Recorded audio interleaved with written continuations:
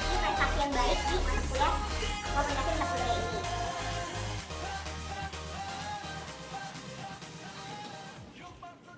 Hai, apa kabar? Baik, sangat luar biasa kabarnya hari ini.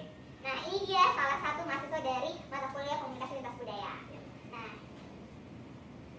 Nah, boleh tahu nggak belajar apa sih di komunikasi lintas budaya itu?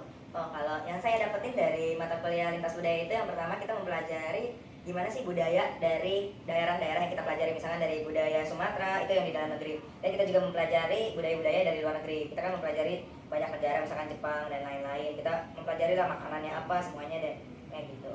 Oh, jadi saat tugas dari mata kuliah komunikasi lintas budaya ini, negara atau provinsi mana yang Anda tampilkan untuk performance?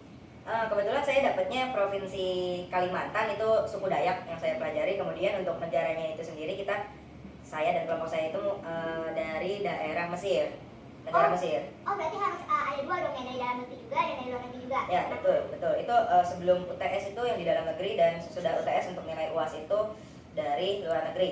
Oh, gitu. Apa sih persiapannya untuk apa ya? Untuk penampilan itu?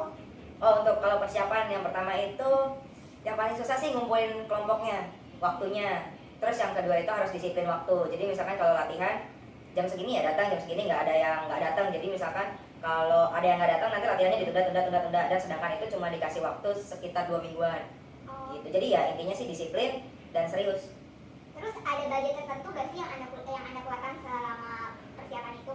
Untuk budget sih sebenarnya ada, tetapi kelompok kami waktu itu tidak memperhitungkan budget sehingga sedikit lebih besar gitu, tidak menekan biaya soalnya udah mepet dengan waktu. Jadi ya apapun dikeluarin lah, keluar nggak nyari yang paling murah gitu, tapi budget ada keluar. Oh gitu. Terus kendala apa yang didapati saat persiapan itu? Misalnya ada yang sakit ataupun penampilan? Kalau kendala waktu itu sih ya kelompok saya kebanyakan yang izin, ada keluarganya yang apalah gitu. Tapi semua kendala itu bakalan terhandle seminggu sebelum sebelum presentasi itu dimulai pasti. Berarti ada saling ini dong ya, antara kelompok tuh ada saling kerjasamanya Ada. supaya si anggota itu bisa tergantikan lah itunya tugasnya. Pasti kan namanya juga kelompok. Terus kan ini dengar-dengar nih jadi kelompok terbaik nih di kelasnya. Kata siapa?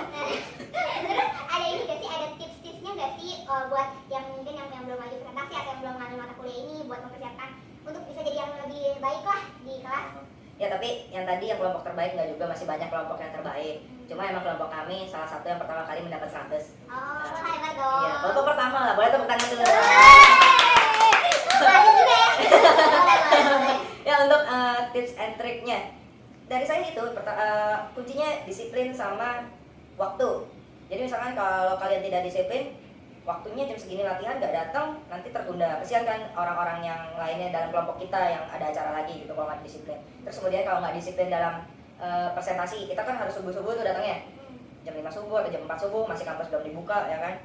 Kalau misalkan datangnya jam setengah 7, yang lain udah pada siap, ntar dia kutak-katik sendiri jadi ngeribetin kelompoknya juga gitu. Intinya ya disiplin aja. Mungkin harus ada komunikasi yang baik juga kali ya antara masing-masing. Ya, ini ada sedikit cuplikan dari salah satu dosen Fakultas Ilmu Komunikasi yang mengajar mata kuliah komunikasi lintas budaya. Menurut Bapak, seberapa penting mata kuliah KLB di Vkom ini?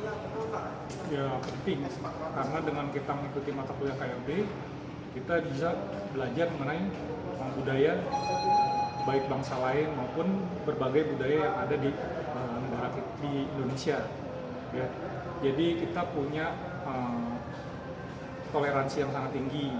Kita harus memberikan kontribusi terhadap kehidupan kita. Kita harus menjadi orang yang bermanfaat, ya, tanpa harus kita memandang dulu siapa, ya kan, semua manusia itu sama.